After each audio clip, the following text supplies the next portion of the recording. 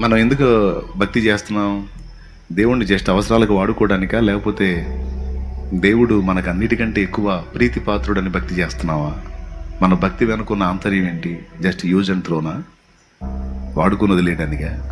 అవసరాలకి just ATM card లాగా దేవుణ్ణి వాడుకొని పక్కన పెట్టడానికా? లేకపోతే దేవుణ్ణి ప్రేమించా?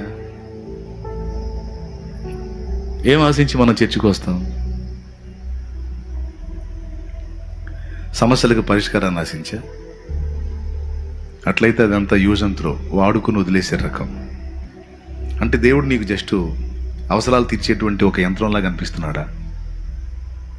జస్ట్ వాడుకొని వదిలేయడానికి ఒక యంత్రం ఆ దేవుడు కాదు. దేవుడు మనసున్నవాడు. దేవుడు మనకంటే ఎక్కువ హృదయం కలిగిన వాడు. దేవుడు ఆత్మీయుడు. దేవుడు తండ్రి.